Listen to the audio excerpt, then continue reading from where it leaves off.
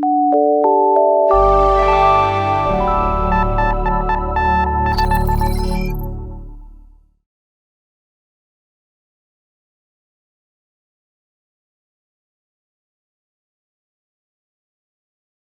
everyone. Welcome to the Golden Age of Music, Sync-nificant Income for Catalog Placements. We are pleased to be co-presenting this webinar with the Guild of Music Supervisors. Welcome to the Guild members and the friends of the Guild in attendance today. This is our first CCC event of our 2022-2023 season, but we have many more upcoming. Our Music Industry Toolbox at the Los Angeles College of Music in Pasadena is on September 29th.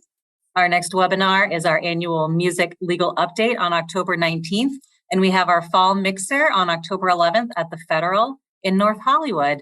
You can visit the ccc.org to register for these upcoming events or to become a CCC member. And now I'm going to pass it along to our moderators of today's webinar, our CCC board members, Kristina, Benson, and Dana Child. Hello, everyone. Thanks for joining us. Hello. Kristina's going to moderate the chat while I ask a few questions, and then I'm going to throw it over to her halfway through.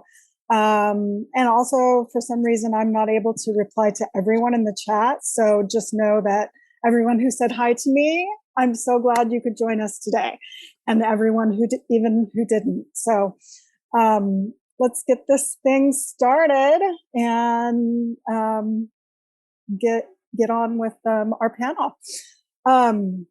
So I want to start the conversation off by asking our esteemed panelists today if production companies are a little better these days about budgeting for music, or if they've experienced that it's still mainly an afterthought, or does it just depend on the production company and how savvy they are when budgeting for music?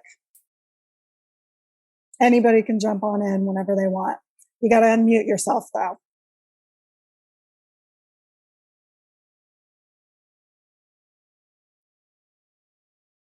I see Thomas and Julian unmuted themselves. Hey, everyone. Turn your cameras on, everyone. Yeah, happy to start. I feel like in my experience, the budgets have been actually rather similar between period pieces and non-period pieces. Like the lowest budget productions that I've worked on have not been the period pieces, but neither of the highest. So typically maybe somewhere above average, but not crazy in either direction. Okay. Hi, it's Jennifer Pyken. Hi, everyone. Welcome and thank you for joining us today. I think it's a project by project basis. I've worked on giant shows, like big budgeted shows with tiny music budgets. And I've worked on big budgeted shows with big music budgets. And I've worked on small budgeted shows with small budgets. So I feel like it's even when I'm on a show right now that has a relatively small budget, but it has so many music cues in it. Like I'm reading the scripts and I'm like just noting like 10 spots. So like, even though it has a kind of an okay budget, it still is not enough for what is scripted. So I guess to go along with what you said, it's for me, it's a case by case, project by project basis. And then I've worked on like a movie for Netflix, and it had like it had a lot of hip hop. So they knew to budget for the hip hop because that was big hip hop hits. So, I think producers, some producers are super savvy, and if music really means a lot to them, sometimes they can get in early and budget, and sometimes, it's an afterthought. Okay. Thank you for that, Jennifer. Why do you guys think there's been a renewed interest in catalog music? What's driving the current interest in vintage music and period pieces? Anyone? Well, I think we're in 2023 now. So like the 90s are now kind of vintage, right? 25 years when I started. I've really been doing this a long time. I was putting I worked in the 90s. I was putting music in Felicity that was 2000, so now those are vintage and cost more. Oh my God, that's funny. It makes me feel a little older than it just makes me feel old, but that's funny. So how are budgets for a period show different? Like, I know Julian kind of touched on this on my first question, which is not, I mean, I kind of like, does anybody else notice that there's a difference in the size of the budgets, or is it like Jen said, or like Julian said, case by case basis? I mean, I'd agree with what everybody else said. It's so sporadic. I think that, budgeting is sort of one of the areas where it's startling how many mistakes get made, in trying to guess what a show will cost. And a lot of times we're kind of put into that position where we have to sort of make the impossible happen with whatever the circumstances are. And then occasionally, and it doesn't happen often, but occasionally we have more money than we need. And then we're in a situation where the visual effects people are quickly to swallow them up, or other departments begin to pull. I think that, smart studios that are really thinking things through will recognize if they need to do vintage music, which is recognizable. That's a very different thing than doing something which is essentially a little bit more under the radar. When I worked on Halt and Catch Fire, which was an 80s era based thing, we had an incredibly small music budget. It was extremely challenging to make that work. And so we just avoided anything that was well known. It was just like, we took all the hits right off and just tried to find ways of diving deeper into character and deeper into catalogs. And there was an enormous amount of research that went into that, but I'm really proud of it. And I feel really good about what we were able to build. And honestly, if we had a bigger budget, I think the music would have been a lot less interesting in the show. Wow, that's cool. So, well, having, on that note, what are some of the common misconceptions people have surrounding catalog placements? And how can we combat the misconceptions and communicate better with with the production folks at the beginning on the front end? From which perspective? I'm a little bit confused as to, where is the misconception coming from? Well, maybe the production company doesn't, they don't necessarily know how much to budget, or, is catalog music more expensive than current music, or does it just depend on the artist? Depends, I think. I mean, you guys can all weigh in on this, but in my mind, it's really based on the companies involved. If I'm finding myself stuck with Warner Chappell and Universal Music Publishing and Sony Publishing, all the numbers suddenly go up. And that includes for smaller artists that shouldn't be costing that much. So we try to make our case as much as possible to each of the major companies. But I think more and more we're finding ourselves being much more resourceful with independent licensing companies, simply because it is just one big copyright will screw up your entire budget for an episode or for a movie. And now you've got to sort of squeeze everybody else to make it work. So if you can strategically start the project knowing a little bit about how much music is being used and articulate that vision and have everybody follow that game plan, I think you can have a successful way of doing something great with a small budget. If you start bumping into, I need that song and that song and that song, and they're all huge copyrights, you're kind of in trouble. Yeah, that makes sense. I agree with Thomas that it really depends on the companies involved. And one common misconception I've seen come up a few times is that there's a song that isn't really remembered, or a catalog song that, didn't survive the test of time, but it still has a famous songwriter or a recognizable artist's voice on it. People still think, oh, that should be free, or they should want us to use that song because it hasn't gotten any attention. And then it'll still be relatively expensive because of the companies, the artists, writers involved. So that's one thing that we have to battle a lot. One thing that we run into from the label publisher and licensing side as well is sometimes the misconception that a one-hit wonder might be a little bit less expensive, but a lot of times it's the exact opposite, because this might be the one song that makes this artist 90 to 100% of their money. So they want to squeeze every dime they can out of any opportunities. So unfortunately, those one-hit wonders are just as, if not more expensive than some huge recognizable, iconic, catalog artist. It's like Christmas songs, right? There's a window. Right. So everything gets jacked up because it really has the word Christmas in the title. And now suddenly it's like, okay, now we're at $40,000. And you just say, because they only have that one time a year, man. yeah, exactly. And that's the focal point for them to monetize it as much as humanly possible and use whatever leverage they have to get a full price. Mm-hmm. And sometimes that happens too with like a super iconic, just like phrase of a song. Like, for example, there it is. or like potato from that, let's call the whole thing off. Like, you get but it's only 5 seconds. It's so small. And it's like, because it's so instantly recognizable, it only has to be 5 seconds. So that misconception sometimes that, it's super recognizable, but it's a really short snippet. And it's like, well, the reason it works, it's because it's so iconic and instantly recognizable. Yeah.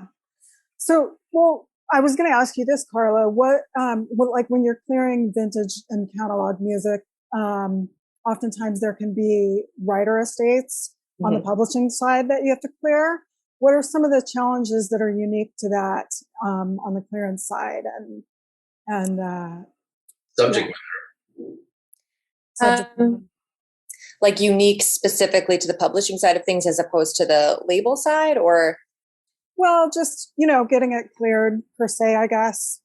I mean, I would say like dealing with estates as opposed to some very current writer and their team. It depends. There are really amazing estate managers who are really on top of things and really knowledgeable. But, then you have those cases where this happens, I would say, more on the publishing writer side than the master side, where, maybe rights are passed down from generation to generation. And before you know it, especially if it wasn't the main artist or a very prolific writer of the time, maybe it's somebody who wrote a few songs and now you're dealing with that person's niece or granddaughter or something. And, they don't know the business. They don't have lawyers and support teams. And, half the time you can't even get them to pick up the phone when you call them.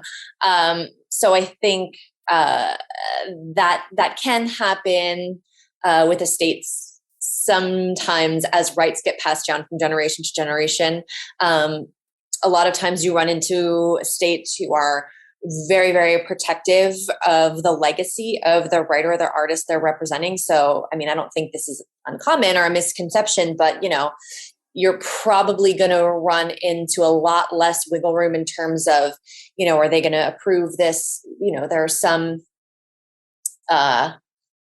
catalogs that will never approve like a super gory, use of, or some really messed up cover of some beautiful classic song because they don't want to, in their minds, tarnish the legacy of the artist or of the writer, and the writer is no longer around to say whether they would like it or not. I won't mention any names, but we have very, very iconic artist writer who was very political in his day, and we can all make assumptions about how he would feel about certain things in 2022. But we don't know. And a lot of times his estate will deny uses that you would think would be a no-brainer because their position is, well, we don't know how they would feel about X, Y, and Z, and we don't want to presume. So we're just going to take a step back and not touch any of this. So there's a lot of emotion behind it too. Yeah, that makes sense. Also, like, what if you are going after a song, say it's kind of rare or just obscure or whatever, and you're looking up to find out, who to reach out to about it on Songviewer or whatever.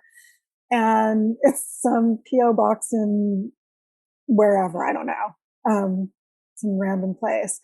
At what point do you kind of like give up and say next, or do you just keep going until you get it? I mean, I'm sure every music supervisor on this panel has some crazy story about that. I've heard of people looking up obituaries and looking up next of kin in like Ohio to try and find some sort of contact. But we do our best. From a pitching and clearance perspective, I try my absolute best to track down other portions of the song when someone's having difficulty, obviously, because I want not just the portions that I control. It doesn't help me if that 5% that you can't find and we can't license the song and nobody is successful. So, I mean, I think probably at the end of the day, it's the music supervisor or clearance person on the other end that's really taking it through to the bitter end. But, usually we start with, we'll start with that, if we can't get anything across the line there. A lot of times what I'll do is even start looking at compilations to see if maybe it came up somewhere, because if I can't find the contact myself, sometimes if I find something random that say Rhino put out, they put out these amazing compilations of pretty much everything, I can sometimes go to their BA team and they can help me research, okay, we had to clear this for the compilation. So who did we deal with for that? And, maybe it was 10 years ago and maybe it's not there anymore, but sometimes that's at least a starting point, because at some point somebody had to say yes, and kind of go from there. I would underline that point. I would say that a big part of our job is detective work, especially if you're doing music that is not sort of obvious Billboard chart stuff, which is relatively straightforward. Although a lot of those things have just 15 writers attached to it, and it's another type of nightmare. But I would say that we live very much in an ecosystem, and I think that the stability of the ecosystem is based upon licensing companies, publishers, labels, artists, managers, pitching things and having done what Carla just mentioned, the due diligence of knowing who the other companies are, making sure that there is a flexibility and interest in licensing, and being able to make sure that everything is accounted for. The number of times I've been pitched things that I love and that I can't clear because nobody has done any vetting or checking in it, and it turns out that the person that pitched it has a tiny percentage of it, is deeply frustrating, because for us, it's bandwidth and time. And in the time that I've been digging around to try to find the other companies, I could be looking for other options. So at some point, I have to sort of begin to cut bait. And again, we're also putting other people's time in jeopardy, because if I'm pitching it, I'm saying this is something I think really speaks to the story here. And now I've had a music editor cut it to picture. I've had myself and my team review that cut, make any adjustments the cut is necessary, present it now to the producers or for the team, the directors, to look at it, get their 5 cents to agree to it, and then find out that we can clear it. So we tend to do a lot of pre-clearances ahead of time to avoid that process. But we really require, in many ways, for having good partnerships with the companies we work with, that they've done some of their due diligence as well. Or if they haven't, that they're ready to say, hey, that's exciting, let me see what I can pull together for you. And if we feel like if they're putting the effort with us, then we feel a little bit better about the difficulty involved. If it's kind of like, I don't know, good luck, then it's like, why in God's name did you put this on my radar? Yeah.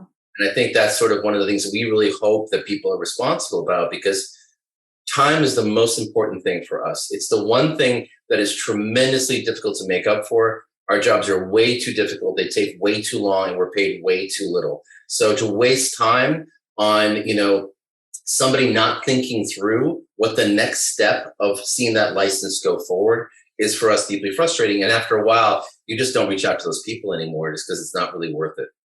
I feel like that's like a huge part of establishing your rapport with music supervisors as a song pitcher, as an artist. This question is directed toward the music supervisors on the panel. Can any of you guys share any anecdotal stories with us that may have presented a particular challenge when trying to place it or clear it that you can think of? And if not, we can just move on. I have one story. I was trying to track down an artist, and it was a songwriter, and it was a song from the 60s. So I'm choosing something that's a catalog piece. He's still alive. I didn't know, I wasn't aware of him. He's still alive. I researched. I found his Twitter account. And he responded, luckily. And then then he said his catalog was with BMG, and then it was with somebody else, and it was like all over the place. But talking about just, we couldn't, and going back to what Thomas said, it's time and relationships. So when you said how long, if you don't have enough time and there's too many writers or too many PO boxes, and if you wrote a letter to that PO box, you're not going to get a response back in time. You have to have backups. And so you might have an A, a B, and a C backup. That's what I do. So I guess, that's just one. I mean, it happens all the time. There's someone I tried to track down in France, and then I found out he passed away. Mm-hmm. But there was 2 other writers, and he had just passed away. So I really didn't want to bother his estate. But it was a movie, and movies TV is like, you need it within like minutes. Yeah. You're like running but on this was a film, and it was an indie film. So I had enough time to wait and give them time that I felt was respectful. And we had months in that case. So TV is like, yesterday you need it done. And at least on some film projects, you have a little more time. I just show up at the funeral with a piece of paper and hope that they'll sign. And it was in France, and it was so crazy. He died of malaria. He was became the president of a record label, and he was in Africa and had caught malaria. Like, I read this online. I started researching the guy, like, what happened? Why aren't they responding at first? So like you said, he's trying to track people down. And then we ended up getting to use the song, and it was an indie film on top of that. So it was a tiny film with not a big budget. Yeah, I feel like we end up having to resort to social media more often than I would like, because it's just having to track somebody down. If it's a PO box or it's a unconventional rights holder, then you end up having to just do so much detective work. And time is, as everyone has said, so scarce. We're up against these really tight deadlines on TV shows. And yeah, one time I had to find the arranger of a very, very commonly performed public domain song, but the arrangement was copyrighted. So there's millions of different arrangements that you can find on the performing rights organizations' databases. And ultimately, this was for a scene shooting in 2 days. And I had to get this guy from Facebook. I had to contact him and then end up on the phone with him on his lunch break from a job. So it's one of these crazy stories that you would never expect to have to engage with someone like that, but that is part of it. And since you mentioned catalog, I think with vintage stuff, it gets even deeper because a lot of those folks do not have social media accounts. And that means you're doing things like calling hospitals to see if there's a patient by the name of, checking, to see if there's a phone number of a neighbor that you can reach out to see if anybody's been in that house for a while, all of which I've done before. I've called previous employers and try to see if there's any forwarding address. I mean, we're really detectives, and if you really love something, we're willing to go pretty far with it. But again, there's a certain point when you just have to, you see the clock running out and you realize, okay, as much as I love this, as much as I feel really good about this, I need to have something which is clearable. And that's sort of where a lot of our colleagues come in handy, because we can say, here's what we're looking for. Does anybody have anything in the ballpark of this? Mm-hmm. And I want to add one more thing. What Carla said, one of the publishers, same thing, looked it up and told me another music supervisor had cleared it, a song I was looking for. And so I called the other music supervisor and they gave me the information. So I was like, that was a really great. I do that. I was like, oh, that's a good, I did that once. So I thought that was good. Yeah, you'd think that there's always someone who would be happy to receive the money for this. So you tried really hard to get them, and ultimately they do appear sometimes, but you have to do a lot of work to get there.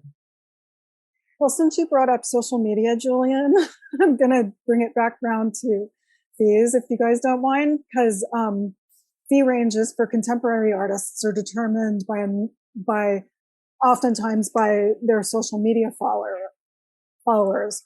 So does social media have anything to do with the fee range for a catalog artist? Or what sorts of factors go into fees for catalog that are different from, current contemporary songs? I don't think as much for catalog artists. It's definitely helpful. It's definitely helpful for the more contemporary artists. But I think as far as catalog artists go, I think for the most part, especially for the bigger acts, generally a precedent has already been set. In a lot of cases, we've worked with these camps for years and we kind of know what they're going to expect and what they've commanded in the past, because we usually have a pretty robust history to go off of.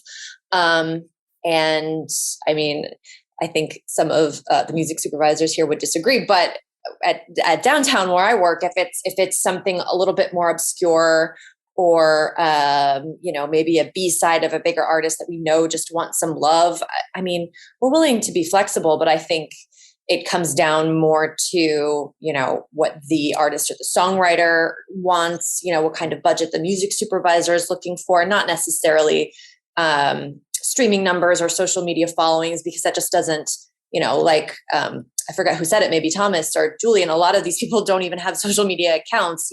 Some of them, most of them you can find on Spotify, but I just feel like that data for catalog artists isn't necessarily reflective of their value in the same way it is for a more contemporary artist. I would totally agree with that. I think additionally, there's so many factors involved, which is why it's in a way tricky to answer these questions, because it's almost always a case-by-case basis. I think what we tend to be pretty good at is getting a sense of like, okay, is Crosby, Stills and Nash? I know the publisher attached to that. I know how expensive they can be. I know that there can be relatively minimal flexibility on price for that. Now, if I go to a Graham Nash solo record, I might be hopeful that maybe I'll luck out, but probably it's going to be really close to the same price. If I'm going towards a lesser known British folk artist that might be, not Nick Drake, you'll find something that might be a little bit more workable, but it depends on the companies. And if they don't have a lot of experience, you can frequently get crazy numbers back, which they will adhere to because they don't have a lot of experience. They don't really know. And you're kind of trying to half inform them, but also half prepare them for the rate that you're throwing forward. So we end up doing a lot of, I think, educating both of the people we work for, so their expectations are reasonable. And that I think the strategy is a huge part of our job in being able to be like, here's the resources I have, here's the time frame I have, here's the number of cues that are here, here's how well it tells the story effectively, and here's how we can best utilize the resources we have to get each of those songs cleared and make sure that that works. And then if we know we have to get replacements for these, using that time wisely. And I think the better planning we do early on and the more strength we have to have a collaborative approach to it, the less disappointment that happens. It becomes very tricky with first-time filmmakers who have been wanting to put their favorite songs into stuff, and their favorite songs are everyone else's favorite songs. So suddenly they realize, how did I get $500,000 of music licensing here? And you're like, dude, we have $30,000. We have to rethink this thing dramatically. And so you kind of have to break it to them gently and find a way for them to understand that there may be better approaches. There may be more interesting ways of telling their story that don't rely upon the chestnuts they've been holding on to for their entire adult lives. Thank you for that. Okay, so I'm going to throw this over to Kristina now and go check out some of the questions in the chat. Hopefully we can answer some of those as well, and make sure that you guys stay after when we've concluded the panel. Kristina, take it away. Hi, guys. Okay, so thank you again for being here. Appreciate it. So the first thing I want to ask about is some shows that are set like in the 80s or the 40s or whatever only will do vintage music. If they're set in the 40s, they'll only do 40s, but others will do a mix. Like, for example, Peaky Blinders does a mix. Bridgerton kind of straddles the line. I believe Halt and Catch Fire only did 80s. So some shows are very committed to living only in that year. And like, I've gotten searches where they're like, this can be no later than May of 1972. They're extremely accurate. So I'm wondering, how was that decision made? And is that something a music supervisor is a part of, or is that a decision that's kind of handed down to you? And I will take anyone's answer, but I'm first want to hear from Thomas, since you've worked on shows that kind of use a mix, haven't you? Yeah. There were a few featured songs, that were like, I think we had a very early version of War on Drugs in one sequence in Halt and Catch Fire. It was playing it was playing Source's score. So I think that we kind of created the rule that we don't have music that is falsely not from the year, which honestly was an exhausting rule to make. But I think it helped with the integrity of the project. But even backgrounds, we were making sure that they were of the time period, with maybe a few music library things here and there that kind of masked very well the time period. But that would be like background of a commercial. On Manhattan, which was a 1940s era story, we essentially approached it from all music of the time period. And we found a lot of times that we would find songs that would help to establish the tone. And then we'd have the composers use that as inspiration to move forward. So we didn't break that fourth wall, as it were. So I think that was sort of a decision that we made. I think for things like Bridgerton and, shows that are very actively specific about blurring that line, I think it's really about purposefulness. If there's a real sense that there's an internal logic for when you go in one direction or the other, I think that really helps. I find it very confusing when I watch a show that doesn't quite know what it wants to be. And so I kind of appreciate the discipline, even though the discipline can sometimes be a little bit of an albatross around your neck. And I'm sure at times probably compromises your musical vision because you're trying too hard to make something absolutely authentic. And in the process, you miss the storytelling emotion that you're really looking for. And then to flip that, Jennifer, you've worked on contemporary shows that and I think all of you have, right? That we work on contemporary shows that just because it's set in the now doesn't mean there's not vintage music. Why might a showrunner reach for catalog music in this show that's explicitly set in the now as opposed to a new song to tell the same story? Well, it's interesting. Again, every show is different. Some showrunners, maybe it was their favorite song from childhood. They remember that was their first kiss song. So then they want to put that in the first kiss in their movie or thing, or they relate to something. So they'll go back and pull from their memories. And just like I pull from my own memories of music. But it's sort of interesting on This Is Us, which did a lot of flashbacks. And that was a contemporary show, but had going back in time. So I think before we even aired the first episode, I had a conversation with the showrunner, Dan, and we talked about it. And he says, I want to stay, if it's flashing back to, Jack in 1983, we want 1983. And pretty much we would put that, whatever year it was, that we're flashing back when they met, to a song. But after the first episode, we started playing that song through several scenes that were present day. And we did the opposite. We'd have a present day song in 2017, 2018. And then it would play through a scene that took place in 1972. And we had set up what Thomas had said. We had set up this idea that we were only going to have songs that play that era, but it just worked. So we went with what worked. We didn't stay rigid to what, my very first conversation was about keeping time and era. But someone's memories are remembering it from now. Their memory is they're sitting here now in 2022, remembering something that happened in the 90s or whatever. Their musical memory is grounded in the now. They're thinking about what's happening back then, and a song from now might be playing. So if you think about it that way, then it opens yourself up to it can flip many more creative decisions. Yeah, I think Jennifer's point, emotional truth always is more important than actual truth in storytelling. And I think that if you're pretty disciplined in general about why you're doing things, that discipline shows up to the storytelling. Certain shows are tougher than others. Like Better Call Saul was absolutely maniacal about detail, and everything that we did from the smallest background was incredibly difficult, and was we would do waves and waves of background music in a cafe to get it exactly right. Was it worth all that effort? I don't know, but I think we always felt that we got to the right solution. Yes, it was worth it. 'Cause it's such a good show. So really, really, really good. But I think that just to Jennifer's point, I think ultimately, we try really hard to be disciplined about it. And I think that there are times when the right answer is counterintuitive. And that's a very exciting place to be. And there's an internal emotional logic that I think is more powerful than the, absolute clarity of the years. This is one more for Carla. Going back to the question about clearing songs. So for example, I have a catalog, and if I'm pitching a vintage, or if I want to pitch a vintage song and I look at the publishing and I'm half of this is with a real publisher, like Downtown, and the other half is with some guy who has a PO box in Florida.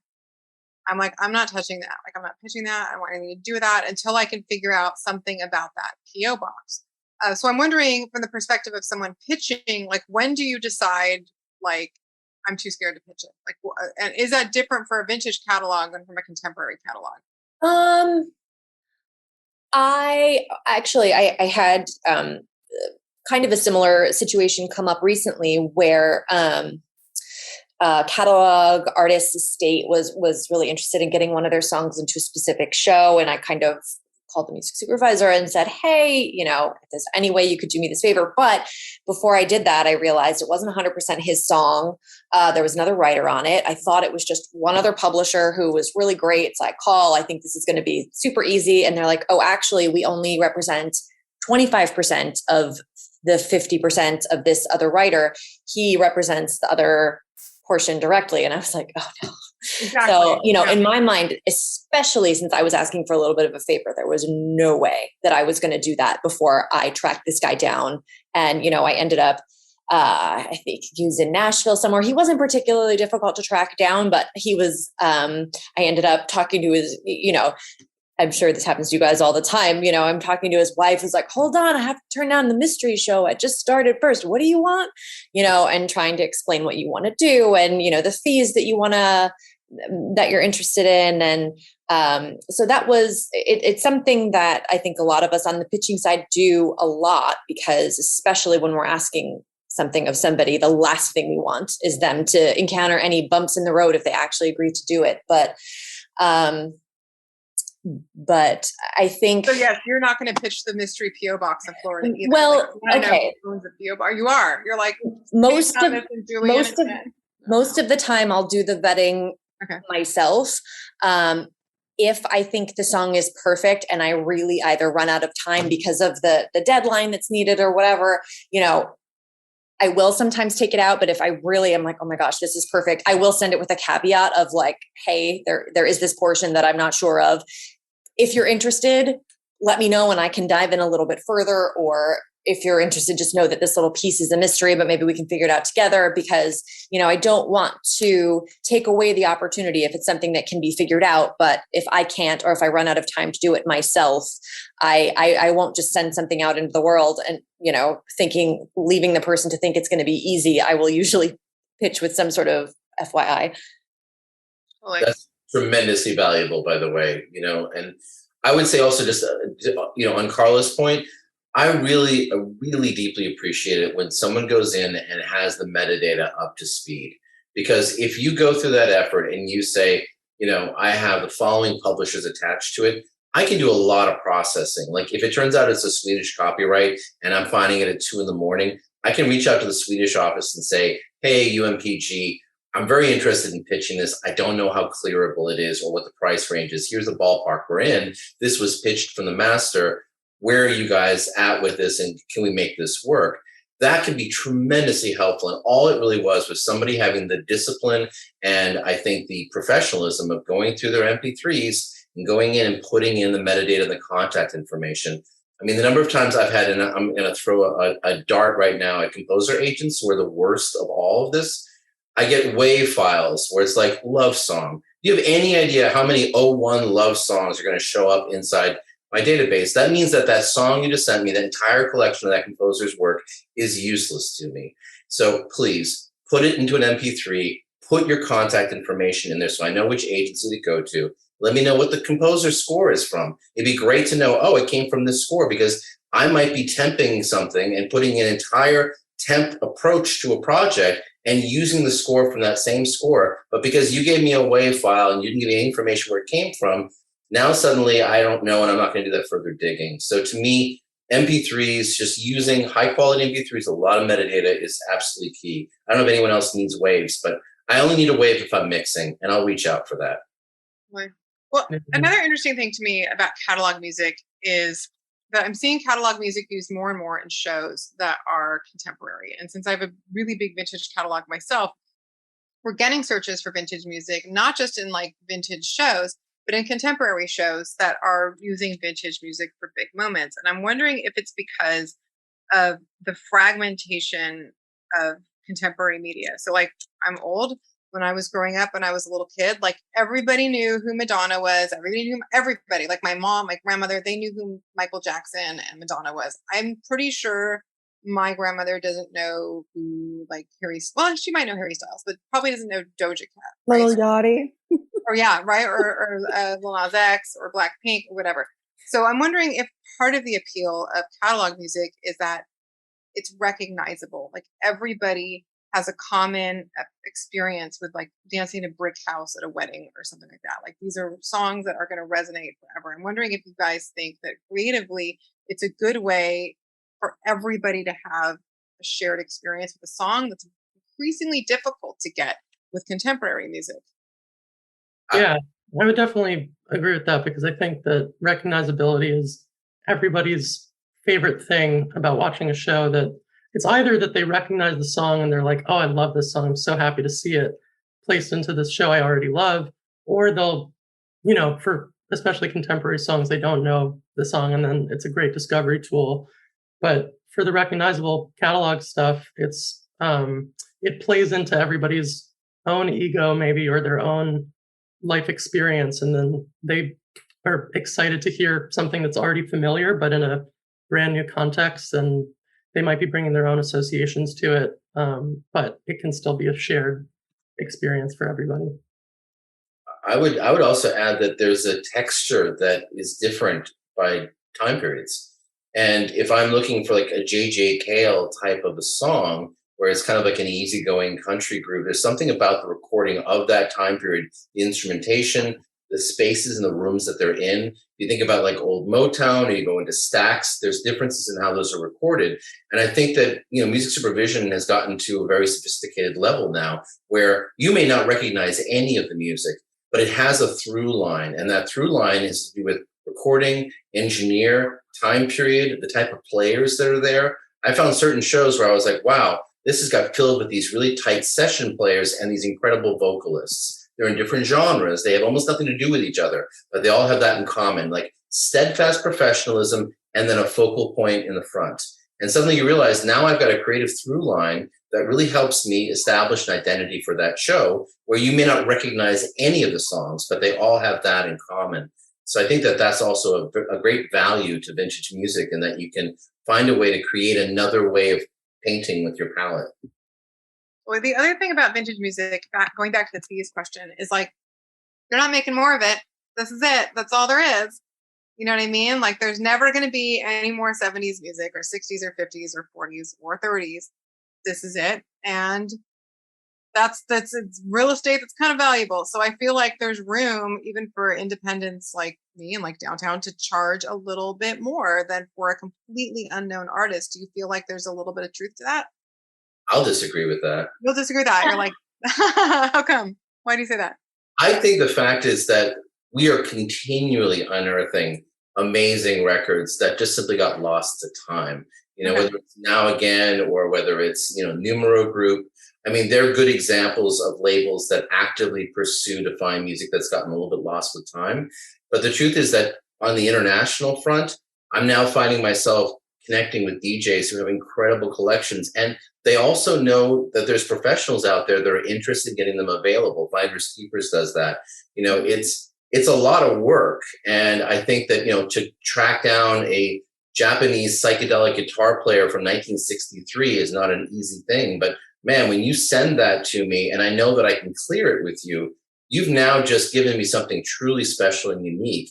And I think that there's a ton of music. I mean, just go to any record store now. There's a ton of albums. I'm like, I have no idea who that is, but I want to hear what a record sounds like.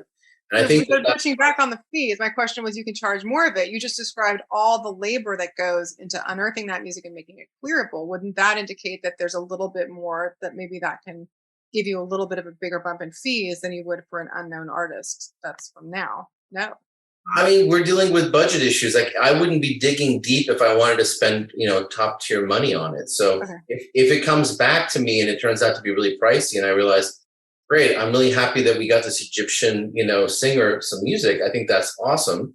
But now you're hitting me with a price that suddenly means I have to validate that, and I need to now squeeze other copyrights because of it. Now suddenly that cool, interesting discovery just became another thing that I got to take out over budget reasons. So I would really counsel against it. I think that in a way it is a value add to find those things, and it's a great thing, but it puts you as a rep of a great catalog into an esteemed place. If you start giving me Warner Chappell BMG rates. No, Now, I'm not talking. Just to be clear, I'm not talking about Warner Chappell rates. I'm talking about like an extra $1,000, extra $2,000. yeah, I mean, I think it's a judgment call ultimately, and also on people's flexibility. Like if someone says, "Hey, I'd love to be able to get a little bit more for this. Do you think you have any wiggle room?" I have no interest in saving money on my shows. I mean, honestly, I don't. I want to spend every dime and I want it all up there. I don't want money taken away the next season. I don't want anyone to validate that there's a reason to not have it. So I will spend every dime and I pay back favors whenever I can. But if I'm asking for reduction, it's not because I want to like look good to somebody. It's because I truly have no space left and I'm trying to find a way to make it work. Oh, this is absolutely true from my experience with you, for sure. You always pay back favors. Good. For sure. So then so then one thing you brought up was like Warner Chappell prices, whatever. So when I've spent a teeny bit of time on the supervisor side, on the ad side, and probably 90%, I would say 90% of the money we were spending was going to majors. And this was contemporary music, just about all of it for ads, for fashion. Is this true? Do you think also for, I don't know, maybe that's not true for TV and maybe it's not true for vintage. Do you think that's about the same for TV and for vintage, Jen, Julian, and Thomas? Do you feel like 90% of your budgets are going to majors with contemporary and with vintage, or is TV different? Yeah, most of my money's going to the majors for the contemporary and vintage. But when someone pitches me from a record label and I have that building relationships is what we talked about earlier. So if that song was pitched to me, I can pretty much, or if it's pitched to me before I even pitch it to my producers, I might say, what is this going to come in at? And who's the publisher? And can you help me with the publisher? Because there's always MFN. So you might get pitched to me by the label, but then it's, with a publisher or vice versa. So, I think relationships are super important. And, over the years and like you said, people pay back, you can trust them that they're going to help you when they say they're going to help you. And when they burn you, it can be really like a lot of time and energy and like Thomas said, like telling your producers, like, you can't have this song now, or it's too expensive, when somebody said, oh, we can help you, and then it didn't come through. And that happens sometimes too. And I've had other things pitched to me that someone thought they had 100% of and then was Warner Chappell. And this publisher, who I've gone back to tons of times, she went to Warner Chappell and explained the situation. It was a song that I was using on a show that my entire music budget for this show was $8,000. So I had very little money. And I think it was like $1,000 song, or maybe a $2,000, $1,000 each side. I mean, I was spending every single penny I had to make the show great. And Pat at Warner Chappell was like, okay, because she knew. Pat said okay. Wow. Yeah, she did. And the publisher who went to her, who she was a pitching person, was like, I will go to Pat for you, and she did. And I like emailed them like, oh my God, thank you so much. Like I didn't want to have to pull it out. That's it. I have spent my fair share of phone calls begging Pat to help me with something that I had the master of. So there you go. I mean, so it does, that person, and I've gone back to this person over and over because I remember that. And she remembers that I was like, not so mad about it either. She goes, do you remember and it was like a long time ago. And I was like, oh my God, I forgot about that. But maybe unconsciously I've always gone back. So there's so many stories. Yeah. Hey, there's a new story.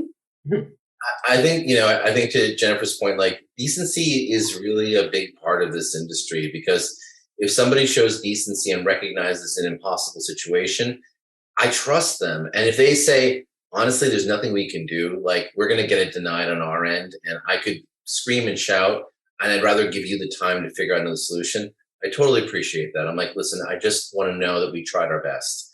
Because the last thing we want to do is to say, I know everyone loves this idea. I know it's very personally powerful, but we can't have it. So if we can have it, we want to have a very clear idea of the reasons for it. And sometimes it's like the artist doesn't like to have any drugs or violence or sex, all three things that are in all of my shows. So it's like, I just have to be able to say, like, I'm sorry, but it's the context here is not appropriate. And then they're able to say, okay, let's see what else we got. Actually, there's a good question in the chat that I want to ask of Carla. What are challenges specific to representing catalog songs that you might not encounter in representing contemporary songs?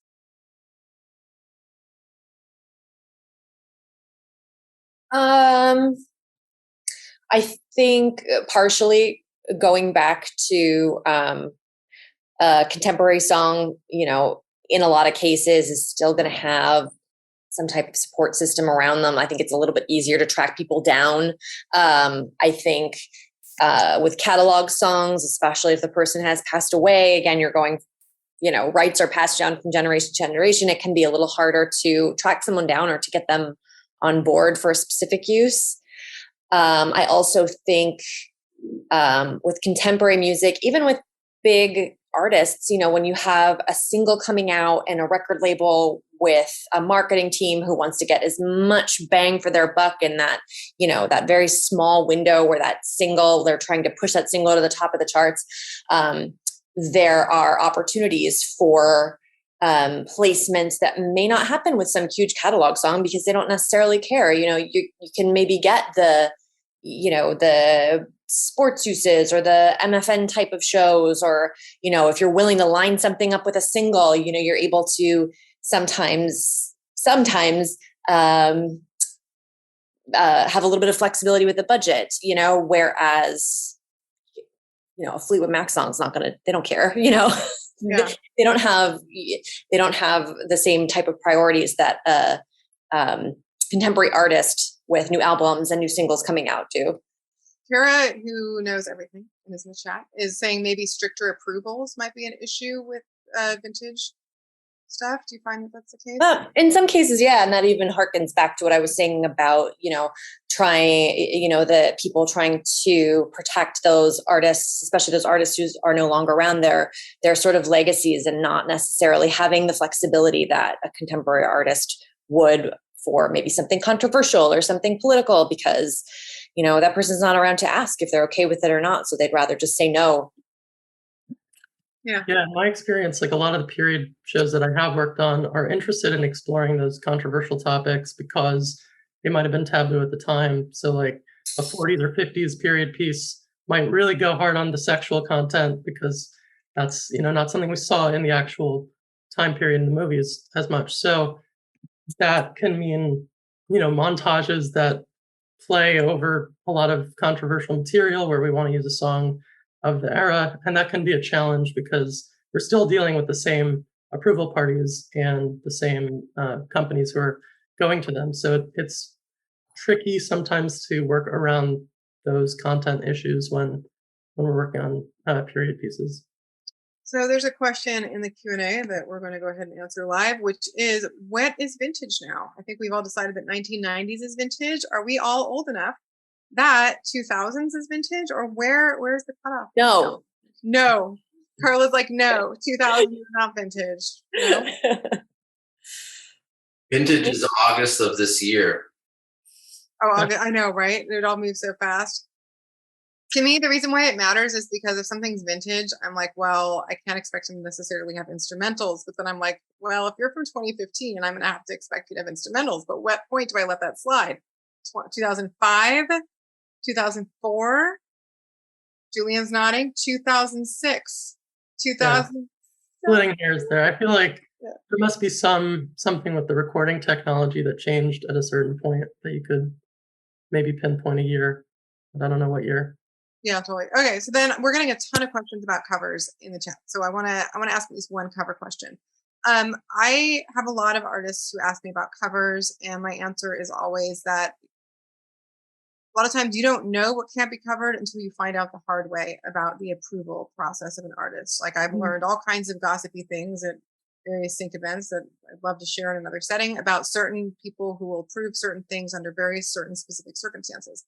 Is there a way, if an artist wants to cover something and they want to make sure that the approval process for sync is easy, is there a way you'd recommend that they can make sure that they're going to get that approval? Anyone have any tips for people who want to do covers they know are clearable? I mean, I think it's you know, it's still very case by case basis. I would say if have a relationship where you can reach out to the publisher of that particular song and at least get a sense of like, no, they never approve, or yeah, they're really easy. But, you know, a lot of times the answer lies somewhere in between, where do they like the cover? Do they like the content that it's being pitched for? You know, there's so many different X factors, but at least getting the information of like they're at least open to it is helpful, because there are a handful that aren't interested. So that's good to know. Or like it's a female writer who won't approve female vocals over covers, and you find that out the hard way. Or like someone I've heard of she's a woman who won't approve it if she thinks that it's going to have feminist themes, and it's not someone who you would think. And someone else who won't approve it if there's any drug, sex, violence, like, so it's just, I used to like TuneFind isn't even a reliable way to find out if a cover will be approved, because what about, like, you don't know, maybe there's something about the scene that they were cool with, maybe not. So covers are tricky. Christmas covers might be okay. Like that might be the safest way is Winter Wonderland. But even then the estate might only want like a certain, even then it depends. Is there ironic juxtaposition of violence involving like chainsaws or something? They may not want that. You don't know. So covers are tough. And I see that people are like, there's no straight answer. And that's what's hard, is that there really isn't a straight answer about covers, unfortunately. But I wanted to. The best thing you can do is figure out if it's like an absolute no-go, and then everything else is kind of. One thing you could do is have a relationship with a publisher and ask them if there's people who are okay with it. That's one easy way. Jennifer was going to say something. Yeah, that's exactly what I was going to say. Go to the publisher. But like, I had a song covered, and then the artist wanted to hear it. It was Peter Gabriel, and it was a beautiful cover, but he could have denied it after we already had it done, but it was done by our composer. So it was a little, we like to work to get all our music done before we even turned it into the network or the studio. So it was done early on. And Peter Gabriel actually wrote a letter back. So loving the song so much and thanking the Gus, but maybe go to if the artists are still alive, maybe, contacting them somehow and sending the song and seeing if they, give their blessing. Last question before we go into our Q&A with all of our panelists. Kara from Pure wants to know, do you think that publishers tend to ask more on the publishing side if the master is a cover version? Because they're going to get, like, if someone's going to let their $1,000 cover of Winter Wonderland go or whatever, is the writer of Winter Wonderland going to ask for $50,000 when they would have done 30 before, or does that not happen? I've seen that happen where the publishing company needs to get at least twice as much as the master recording.